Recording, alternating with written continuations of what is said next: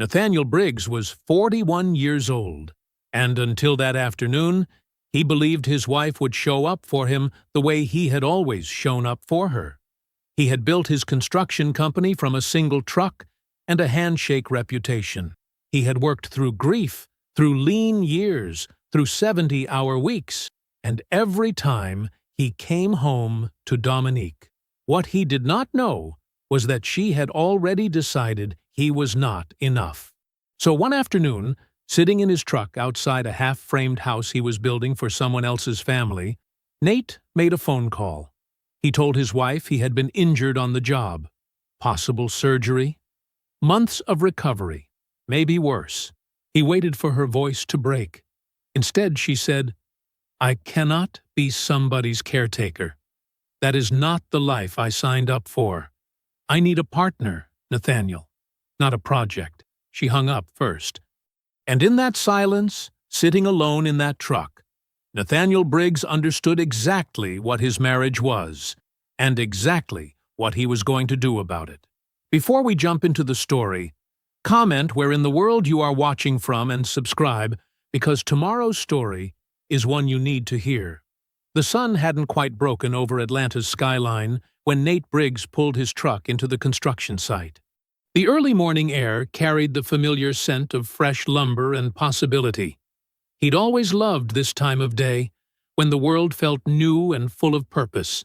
His crew was already assembling, their work boots crunching on gravel as they prepared for another day of building something solid, something that would last.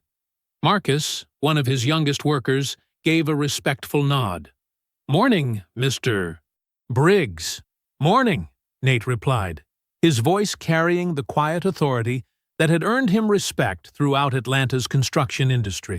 He'd built this company from a single truck and a tool belt, through 14 years of early mornings and late nights, through recession and setbacks and victories. The foundation they'd poured last week had set perfectly. Nate ran his hand along the smooth concrete, checking for imperfections out of habit more than necessity. His crew knew better than to cut corners.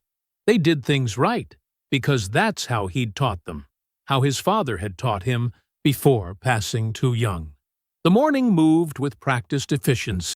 Nate checked the blueprints, coordinated with his foreman about the day's objectives, and watched as the skeleton of what would become someone's dream home took shape, beam by beam. This was his element, where everything made sense, where hard work and attention to detail always yielded results you could touch. Around 10, he decided to call Dominique. The phone rang 4 times before she answered, her voice distracted and slightly irritated. "Hello? Hey, just checking in. You still planning to be home when I get back?" "Oh, right. Yes, I'll be there." She sounded like she was walking somewhere, her heels clicking against hard floor in the background. "I need to go. I'm heading into a meeting." The line went dead before he could respond. Nate looked at his phone for a moment, then tucked it back in his pocket. On his drive home, he passed the florist shop where he'd bought Dominique's wedding bouquet all those years ago. He pulled in without really thinking about it. "The usual, Mr. Briggs?" asked Maria, the owner's daughter. She'd been a teenager when he first started coming here. "Yellow roses," he confirmed. Dominique's favorite. He'd brought them home randomly so many times over the years that Maria didn't even need to ask anymore. The house was empty when he arrived, despite Dominique's assurance she'd be there. The silence felt heavy somehow, different from the usual peace of coming home. He set the flowers in a crystal vase, another anniversary gift from years past, and filled it with water. That's when he noticed her laptop, screen still bright on the kitchen island. He wasn't looking to pry. He never had. But there it was.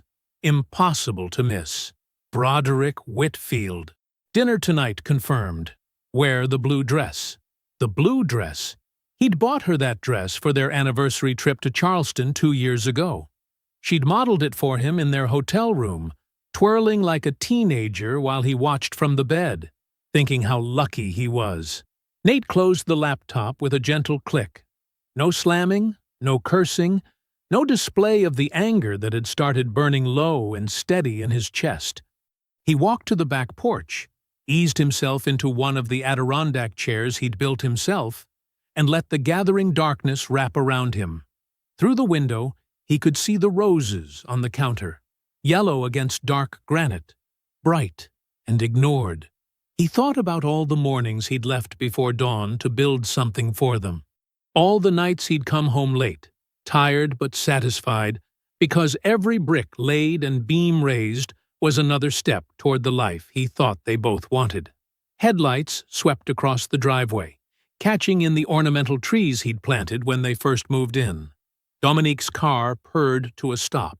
Through the window, Nate watched as she collected her things from the passenger seat. Her designer bag, a portfolio he'd never seen before, her phone. The screen lit up her face as she checked it, and something there made her smile. A soft, secret expression he used to think was reserved for him. She walked into the kitchen, still looking at her phone, still wearing that smile. The roses sat there in their crystal vase, yellow petals bright under the kitchen lights.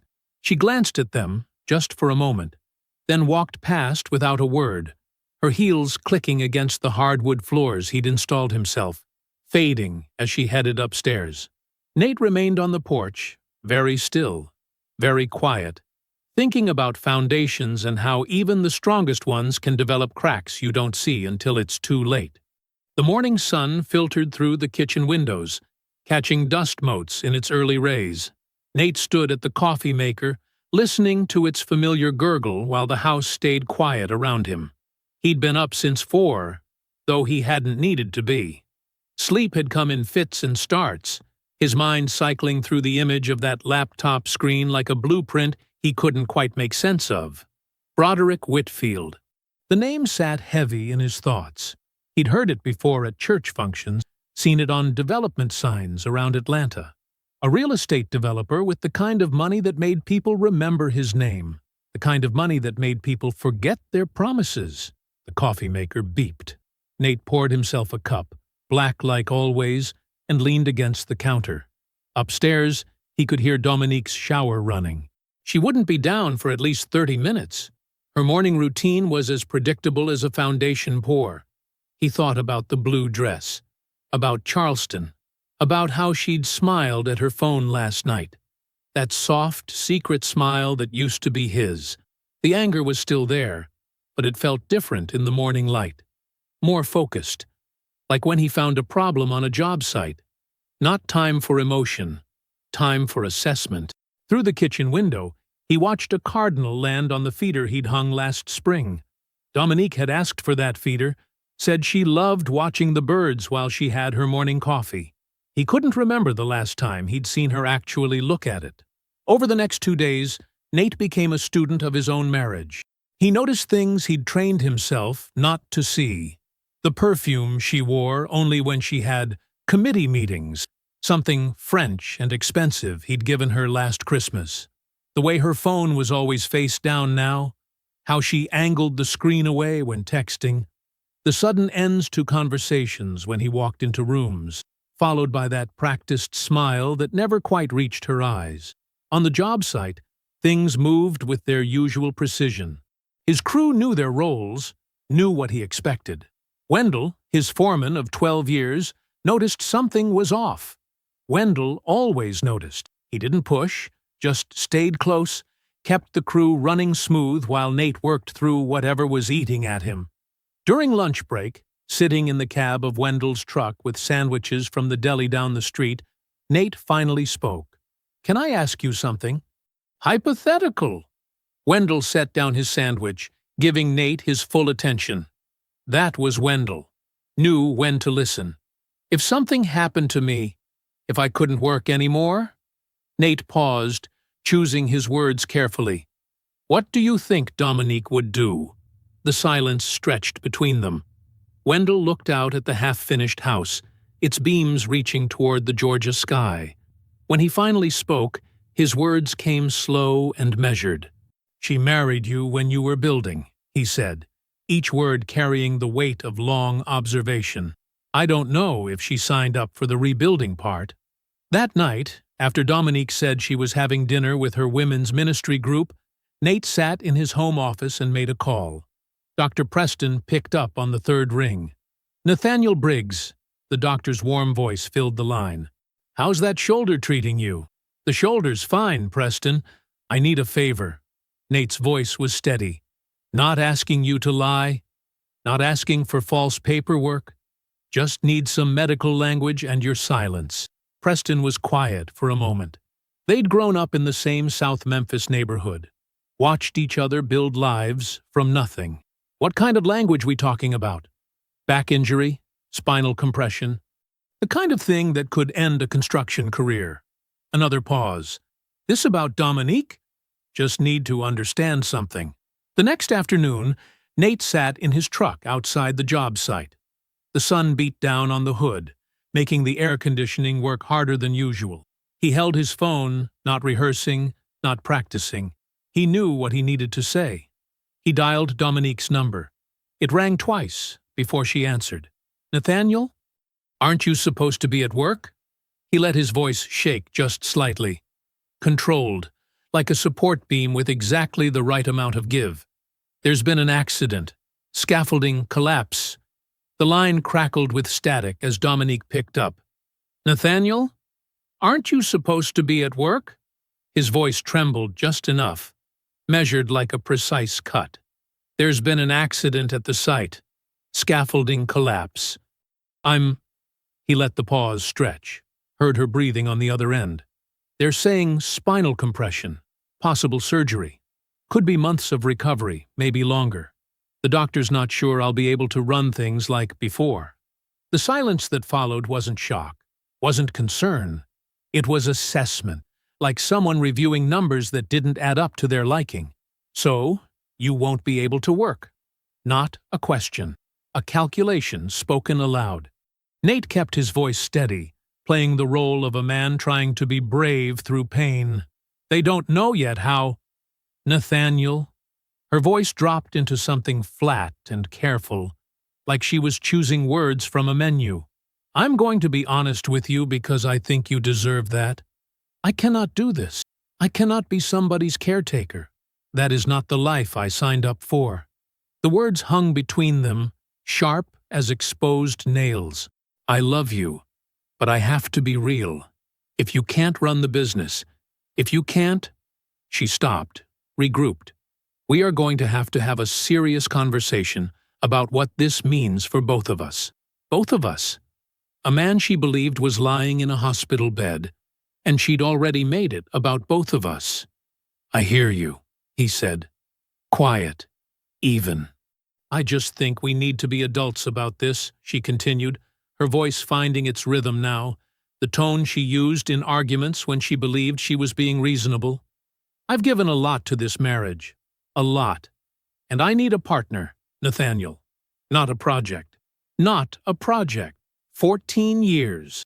The house he built them, not as a metaphor, literally laid the foundation with his own hands. He'd worked through his father's death, through a recession, through 2 failed contracts, and a year when they nearly lost everything.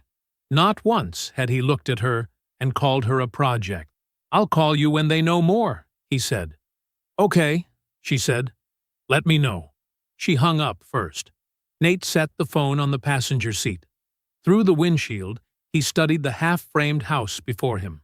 He thought about how his crew moved on a build, how you could always tell the integrity of a structure by what it did under pressure, whether it held or shifted, cracked, revealed what it was actually made of.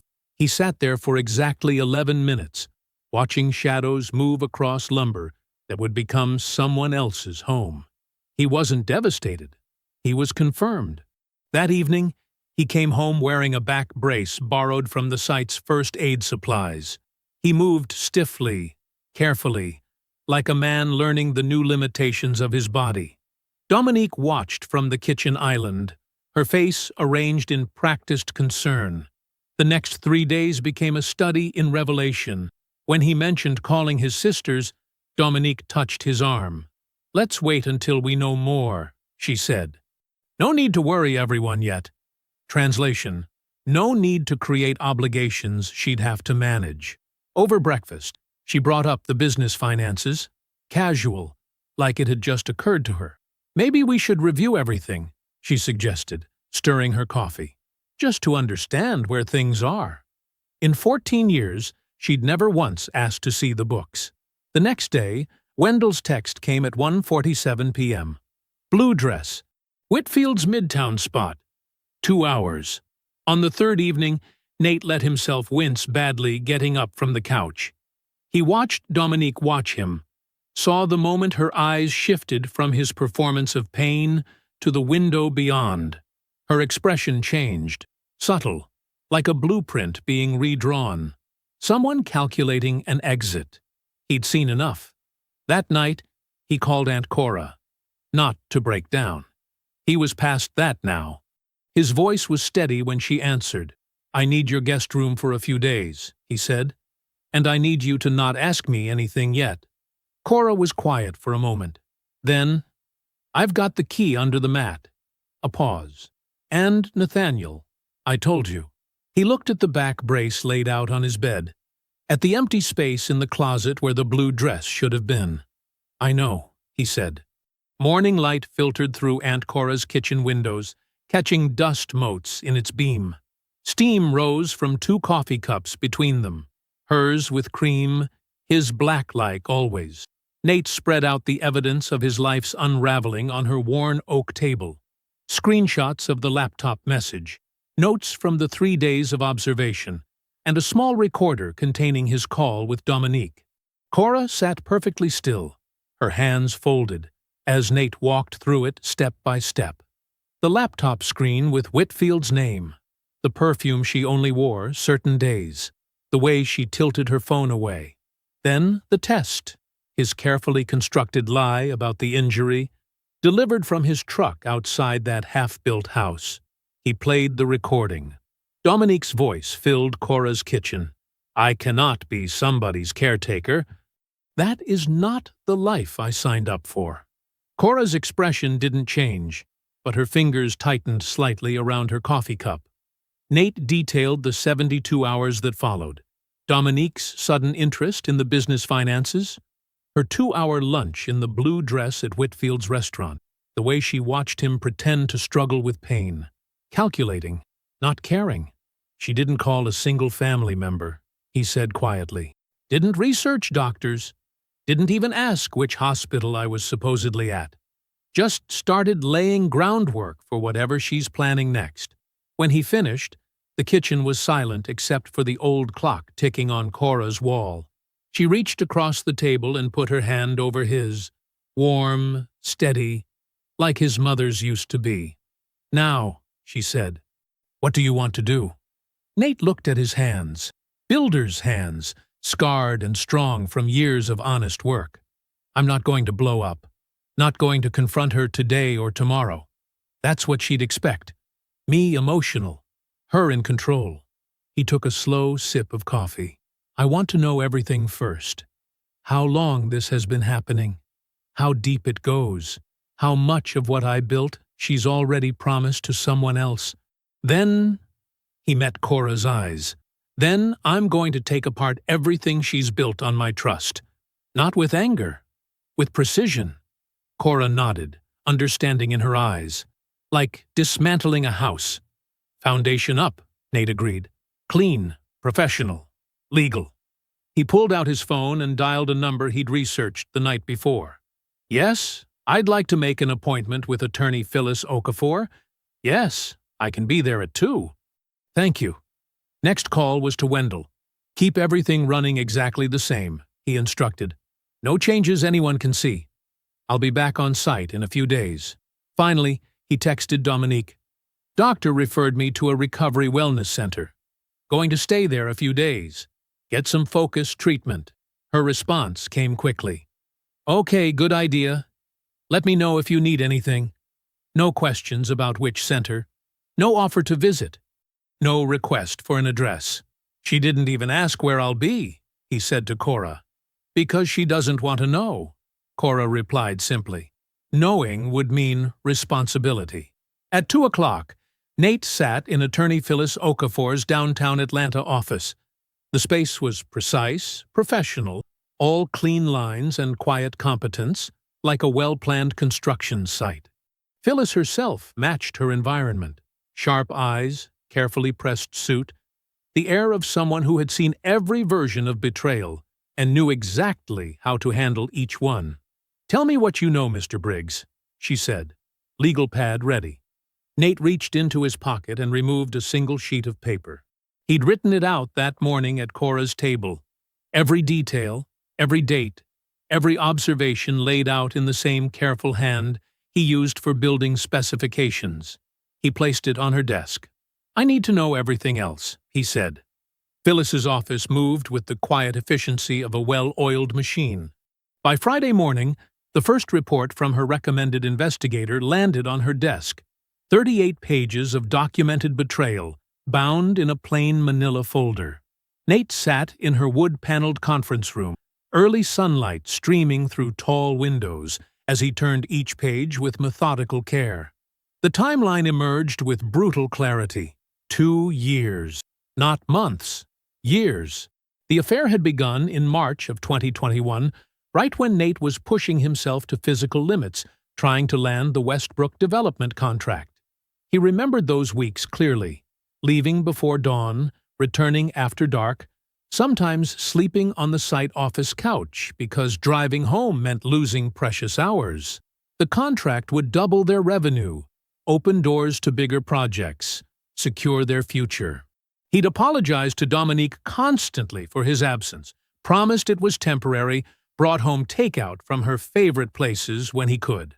Now he knew what she'd been doing with that time. The investigator's work was thorough. Credit card statements showed regular Wednesday lunches at places Nate had never heard of. Hotel receipts under Whitfield's name. Cell phone records revealing thousands of texts, some time-stamped during family dinners, church services, even their nephew's graduation. Then came the page that made Nate's hands go still. Charleston, their 10th anniversary.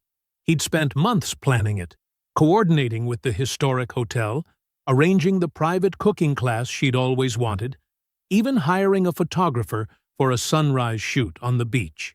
Dominique had posted dozens of pictures, called it magical, and the most romantic thing you've ever done, in captions that now felt like evidence rather than memories. The phone records showed 67 texts to Whitfield's number over those 3 days, including several sent at 2 a.m. from their Ocean View suite, while Nate slept beside her, believing he'd given her something special. Nate folded the report closed. His movements were precise, like when he squared up blueprint edges before a presentation. He looked at Phyllis, who had been quietly working at the conference table's far end, giving him space to process. "What do we do first?" he asked. His voice was steady. The steadiness felt dangerous. Phyllis set down her pen. "We document everything. Start separating finances. I'll have paperwork ready by Monday to restructure your business holdings. Completely legal, just strategic timing. Then we build the settlement framework before she knows anything's coming." Nate nodded. The builder in him recognized good project planning. "The investigator is still working," Phyllis continued. "We'll have the full financial picture soon. Any accounts you don't know about. Any joint assets she's leveraged. For now, maintain your routine. Don't give her any reason to accelerate her own plans. Keep wearing the back brace," Nate said. "Keep playing injured." "Exactly." Phyllis's eyes were kind but determined. "You've given us the advantage of time. Let's use it." That evening, Nate eased himself onto their living room couch with the careful movements of someone managing pain. The brace felt like a costume now, a prop in a performance where he was the only one who knew the real script. He'd left Phyllis's office with a folder of his own, but it stayed locked in his truck. Inside the house, he maintained the fiction, wincing slightly when he reached for the TV remote, adjusting his position with deliberate discomfort. Dominique came downstairs in her yoga clothes, fresh from her evening workout. She went to the kitchen without speaking, but returned moments later with a glass of water he hadn't asked for. As she passed behind the couch, her hand brushed his shoulder. a gesture that would have meant something once. "Thank you," he said quietly, taking the water. She smiled, that same smile from all her Charleston photos, and headed back upstairs, probably to text Whitfield about her day. The thought should have hurt more, but Nate found himself oddly calm, like watching a blueprint reveal structural flaws he'd suspected, but couldn't prove until now. Somewhere in Atlanta, Whitfield was probably checking his phone, reading messages from a woman he'd been seeing for 2 years. But Nate knew something they didn't. Every one of those messages was now evidence in a folder downtown, waiting to dismantle the life they thought they were building. He took a slow sip of water and adjusted the brace, playing his part. Above him, he could hear Dominique's footsteps moving across their bedroom floor. He wondered if she was wearing the blue dress tonight. Phyllis's office felt different in afternoon light, less hopeful than morning sun, more suited to hard truths. Nate sat across from her desk as she opened a fresh folder, this one filled with financial records instead of surveillance photos. "The forensic audit is complete," she said, her tone professional but carrying an edge of something like controlled anger. "And I need to show you what we found." She laid out bank statements, transaction histories, and LLC registrations in neat rows. The documents told a story that made the affair seem almost secondary, a parallel betrayal built with numbers instead of hotel rooms. "Over the past 14 months, Phyllis began, Dominique has systematically redirected funds from your joint home renovation account. Small transfers at first, nothing that would trigger immediate attention. But the total comes to $31,000. Nate studied the statements. He recognized the account. They'd opened it specifically for updating the back room Dominique had talked about turning into her reading space. He'd added to it faithfully every month, imagining built-in bookshelves and a window seat she'd said she always wanted. "The money went here," Phyllis continued, sliding forward another statement. "A personal savings account at Greater Georgia Credit Union. Opened in her name only, with paperwork specifically requesting no paper statements be mailed to your home address. The account balance showed regular deposits, not just from the renovation fund, but from other sources Nate didn't recognize. She'd been building it steadily, methodically. But here's where it gets interesting," Phyllis said, pulling out property records. "We cross-referenced the account activity with real estate transactions connected to Broderick Whitfield's various LLCs. One payment in particular stood out. $8,500 transferred 3 months ago to New Horizon Properties, LLC. She pushed forward a deed filing. New Horizon is a shell company Whitfield created 6 months ago. Its only asset is a luxury condominium unit in Buckhead. The $8,500 matches exactly to the standard deposit requirement for that building." Nate looked at the address. The Astor, one of Atlanta's most exclusive residential towers. The kind of place that appeared in lifestyle magazines and real estate shows. The kind of place Dominique had always said she deserved to live in. She wasn't just seeing him, Nate said quietly. She was planning an exit. A very carefully structured one, Phyllis confirmed. The timing suggests she was waiting to understand your financial position post-injury before making any final moves. Your disability would have affected the asset split calculations significantly. So when I called about the fall, it likely accelerated her timeline. She probably saw it as an opportunity to maximize her position in the settlement. Phyllis's voice carried professional admiration despite the circumstances. She's not unsophisticated in this. The account structuring, the property arrangements. She understood exactly what she was doing. Nate stood and walked to the window. Downtown Atlanta spread out below, glass towers catching late afternoon sun. Somewhere in that skyline was the Astor, waiting for his wife with its promise of elevation, literal and social. "The good news," Phyllis said, "is that documented financial diversion of this scale dramatically strengthens our position. The affair is one thing. Hidden accounts and diverted joint assets are another entirely." Nate nodded. He pulled out his phone. "I need to make a call," he said. Phyllis gathered the documents. Take your time. I'll be in my office when you're ready to discuss next steps. In the hallway, Nate dialed Wendell. His friend picked up on the second ring. You got a minute? Nate asked. For you? Always. Nate told him everything. The affair timeline, the hidden account, the Buckhead condo, waiting like a reward for betrayal. Wendell listened in complete silence. When Nate finished, the silence stretched another moment. Then, tell me what you need. 4 words, carrying the weight of 15 years of friendship and trust. No judgment, no platitudes, just pure utility. The same way Wendell approached every challenge on their job sites. Right now, just keep the crews moving. Keep everything looking normal from the outside. Done, Wendell said. Anything else? Anytime. Just say the word. Nate ended the call and drove home through Atlanta traffic, the familiar route feeling somehow foreign. The house came into view, the house he'd built, that they'd chosen the design for together, that held 14 years of what he'd thought was a shared life. He pulled into the driveway and walked past the unfinished back-room addition. The windows were framed but not installed yet, tarp still covering the opening. He'd planned to surprise her with custom shelving, thinking about how she'd smile when she saw it. He kept walking, not stopping to look. Behind him, the tarp rustled slightly in the evening breeze, like something trying to get his attention. He didn't turn around. Morning arrived with unusual clarity. Nate woke before dawn, his mind already moving through the day's checklist, with the same precision he brought to complex build schedules. Today was about structure, creating the framework that would protect everything he'd built before Dominique could leverage it against him. He arrived at his lawyer's office by 7.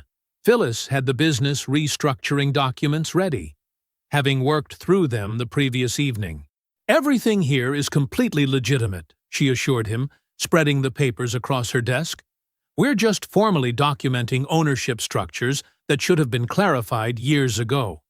Nate read through each page carefully. The language was precise, establishing clear separation between marital assets and business holdings, protecting his crew's jobs and ongoing contracts from any potential disruption. He signed where indicated, his signature as steady as ever. The mortgage company next, Phyllis said, handing him another folder. This puts them on notice of potential legal proceedings. It prevents any sudden changes to the loan structure without both parties' awareness. By 9, he was sitting in a leather chair at Atlanta First Mortgage, speaking quietly with a loan officer he'd known for years. The man's expression remained professional, but Nate caught the flash of understanding in his eyes as he filed the paperwork. Another piece secured. The drive to Aunt Cora's church took 20 minutes. The building sat empty mid-morning, sunlight streaming through stained glass. But Pastor Aldridge was in his office as expected. The pastor looked up from his desk as Nate entered, and something in his expression suggested he'd been waiting for this conversation. "Nathaniel," he said warmly, rising to shake hands. "What brings you by?" Nate sat down, choosing his words carefully. "Pastor, I need to make you aware of something, not to take sides, just to be available when certain things come to light." The pastor's face remained neutral, but his eyes carried a weight of understanding. "I've known you and Dominique a long time," he said quietly. "Yes, sir, you have. And I've observed. More than perhaps either of you realized." Nate met his gaze. "Then you won't be entirely surprised by what's coming?" Pastor Aldridge folded his hands on his desk. "No," he said simply. "I won't be." He paused.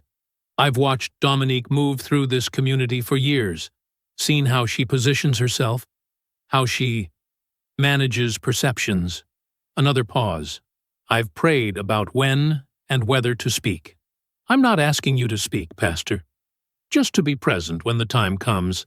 I'll be there," the pastor said. No hesitation. Back home, Nate waited until Dominique left for her weekly hair appointment before going through their bedroom. He needed his original business formation documents, papers from 14 years ago when he'd first incorporated. The search led him to her jewelry box, and there it was, his mother's ring. The simple gold band caught the light, familiar as his own heartbeat. He remembered placing it on Dominique's finger at their wedding, his voice thick with emotion as he explained its significance. His mother, gone too soon to see him married, present through this small circle of gold.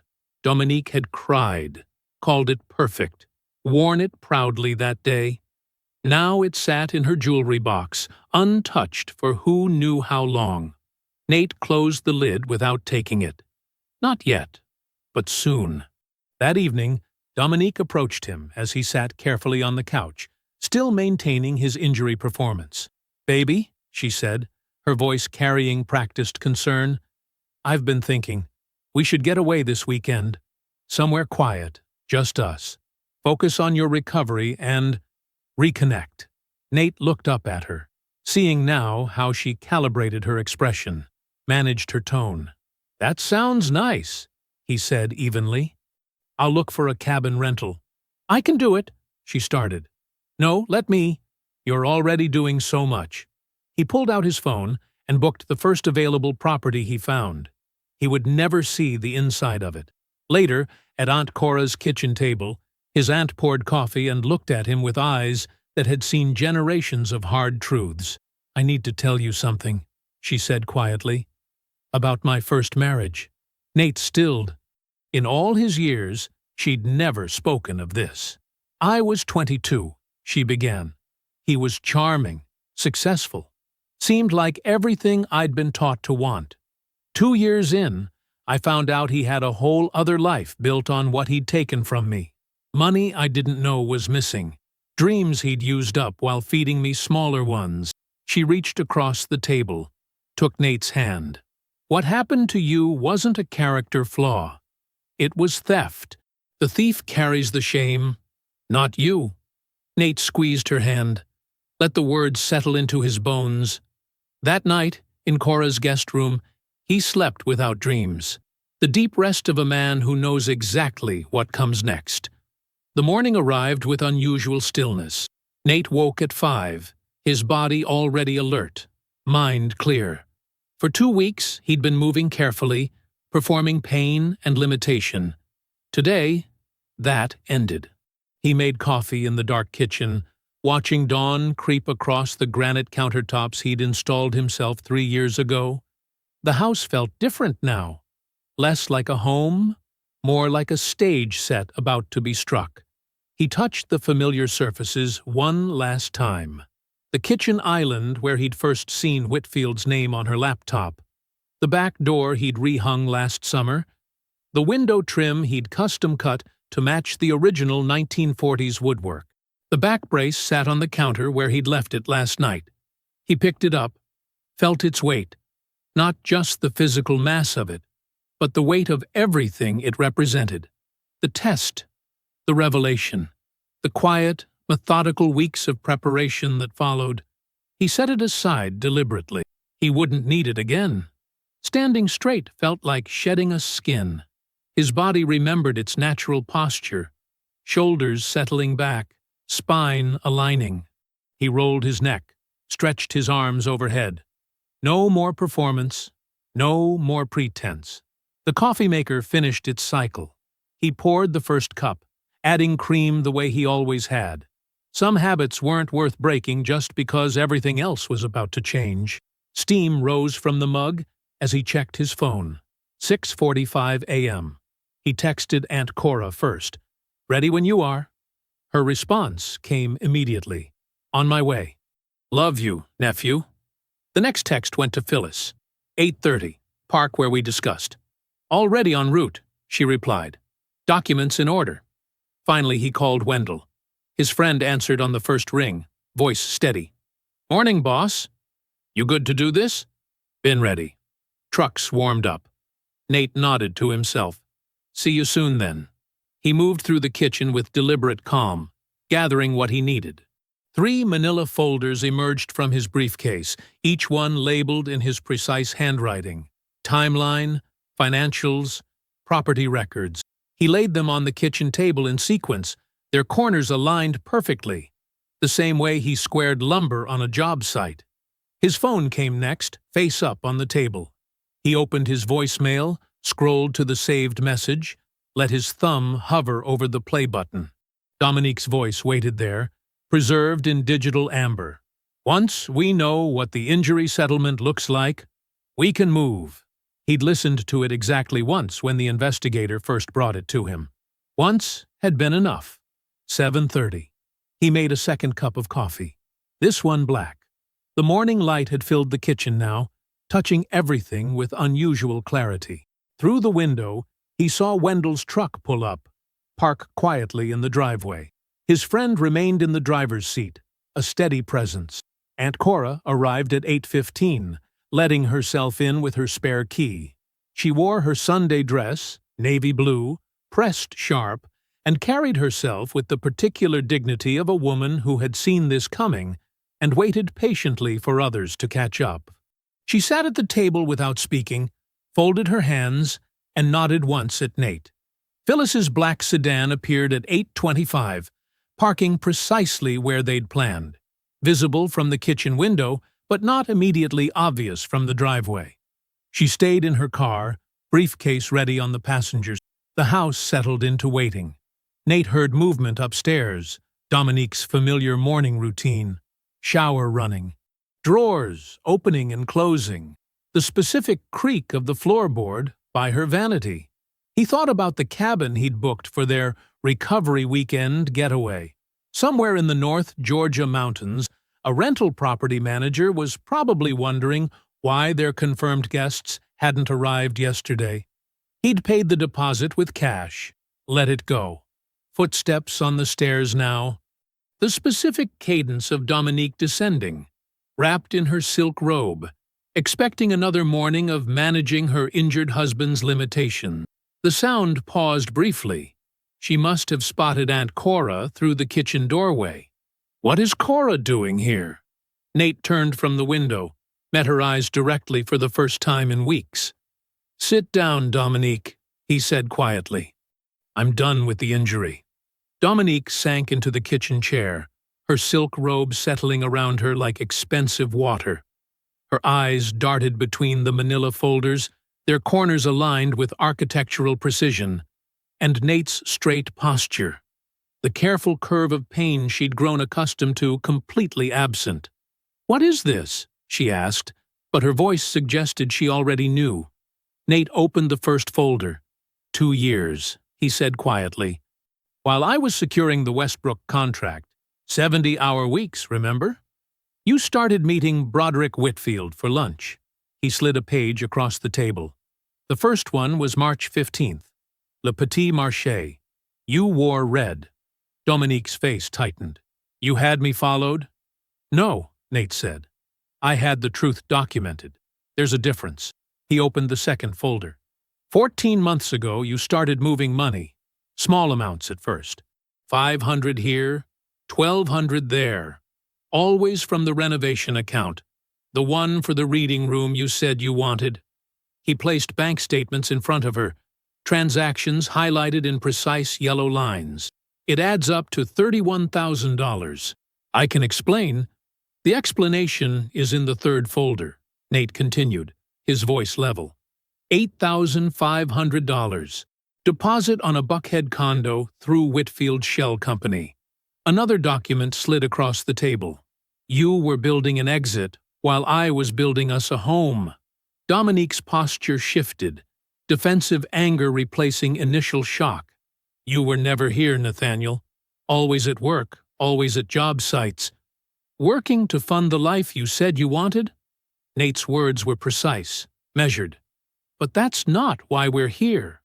We're here because 2 weeks ago, I called you from what you thought was a hospital. Remember what you said?" She looked away. "Let me remind you," Nate said. "I cannot be somebody's caretaker. That is not the life I signed up for.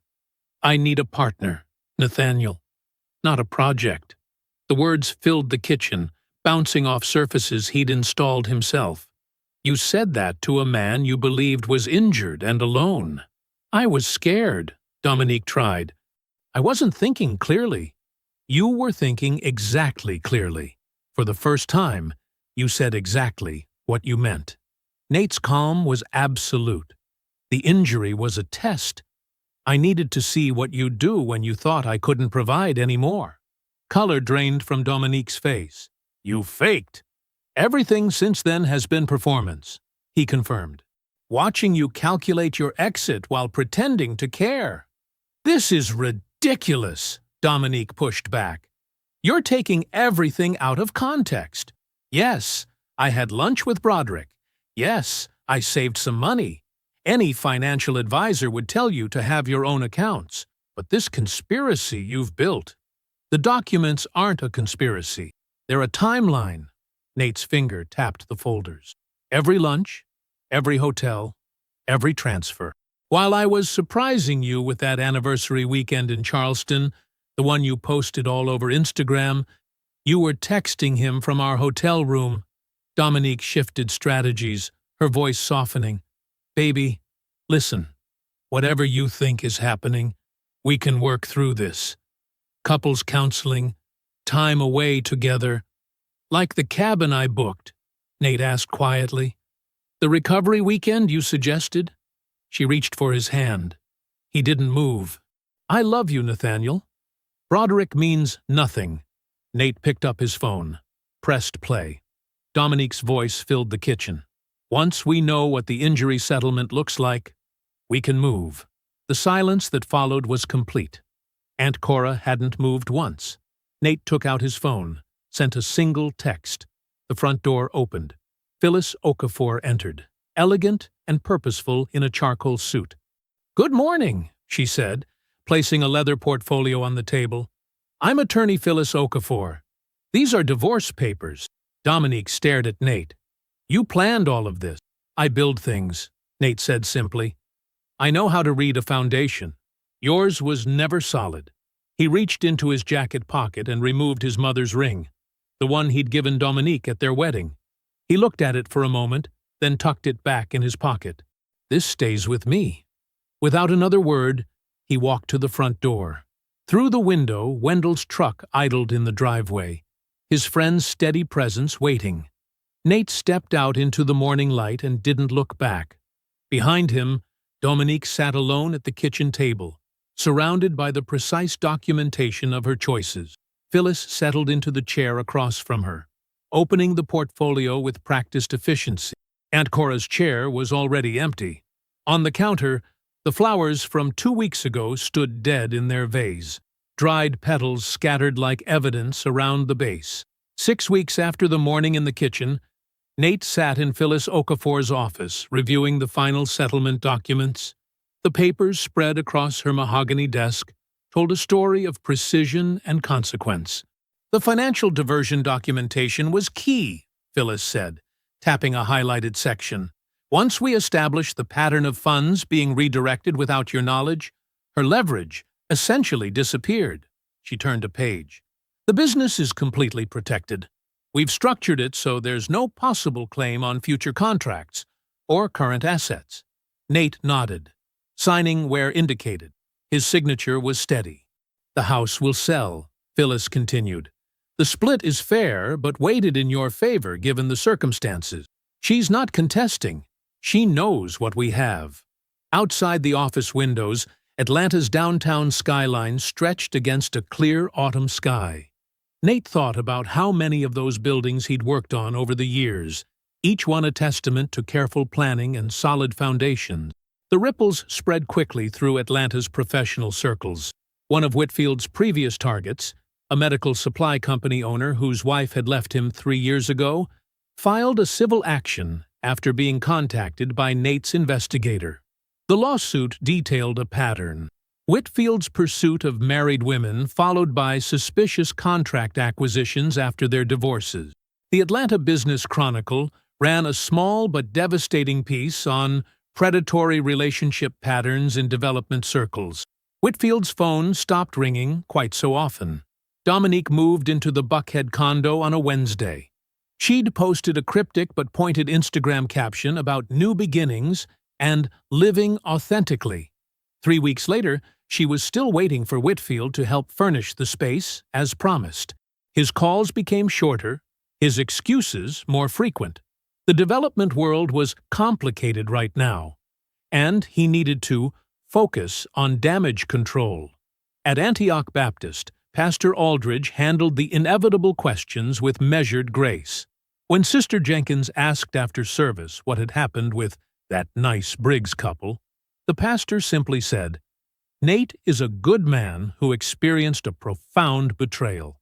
He's moving forward with his integrity intact." The weight of what he didn't say spoke volumes. Dominique's carefully constructed social position began to shift. The women's ministry leadership quietly reorganized without her. The annual gala committee filled her chair. No one was unkind, they simply stopped calling. The invitations slowed, then stopped. Her Instagram followers dropped by half.